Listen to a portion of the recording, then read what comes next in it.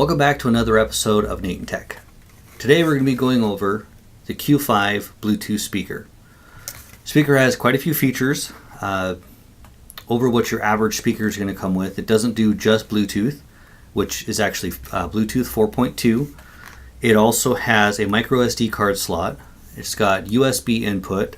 It has an analog headphone jack input. And of course you can also charge your phone with it.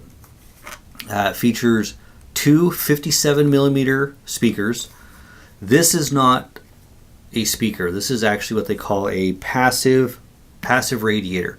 So it doesn't do anything. There's no magnet behind it, anything like that. Basically, and it's not just there for show, what it does is actually creates kind of like pressure or tension for the two speakers, so you can actually drive a little bit harder without causing distortion and whatnot. It acts in a lot of ways like a port on a subwoofer. It's just a different design. So this is not an actual speaker. It is hard plastic, so you're not going to damage it. You might be careful a little bit around the rubber around the outside, if you can see that. But so far with it being sunk in, I haven't had any issues with anything damaging it or whatnot. So when I first looked at this speaker, I was wondering, why is the speaker, the main speaker for this, out front where it can be damaged and whatnot? But it's actually, that's not the case. The two speakers are actually up here. This is all glued together, so I haven't tried opening it to really see how big the speakers are, what kind they are, what that kind of stuff. It does feature two legs here on the back, one here and one here, and then a little rubber stopper here. The rubber is actually pretty soft,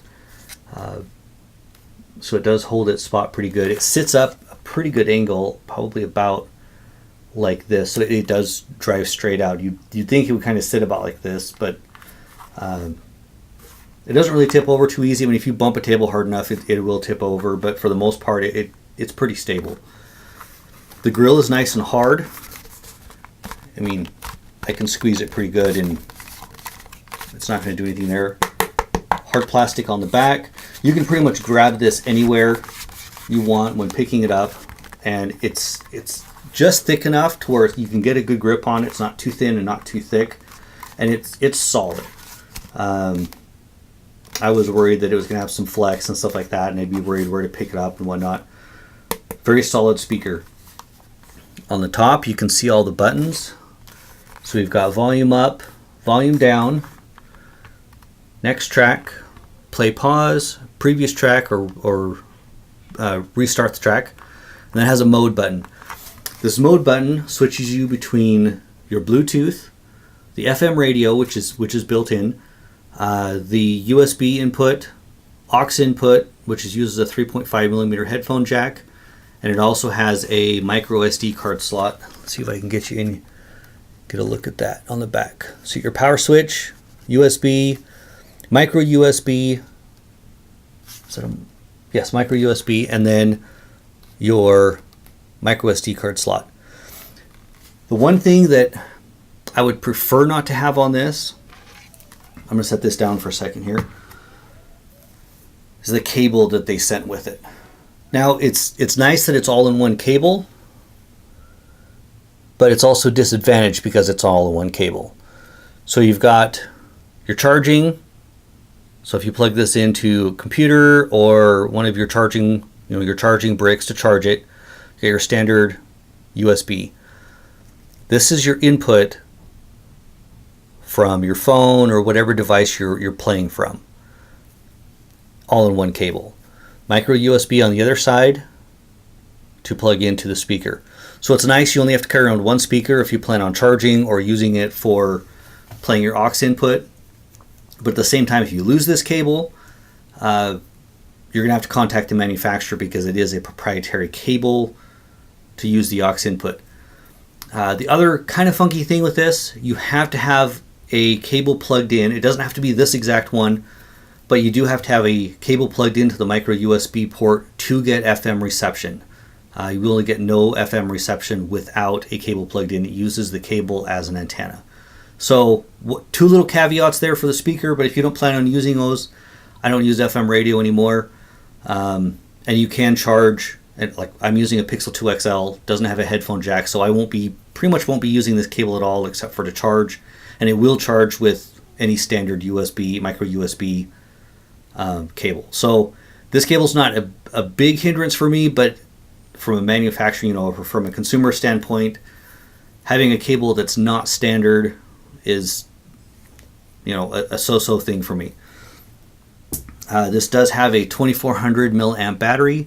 You can charge a phone. If you plug your phone into this, it will charge your phone. The only other weird thing I see with this, and I'll see if you can hear what it sounds like. Might be a little loud. When this turns on, it seems like it's always at full volume. So the startup sound is always a little loud. So if you're in a small area, you kind of want to not necessarily plug your ears, but when you turn this on in a small area, it's a little bit loud. I'm going to go ahead and turn it on real quick.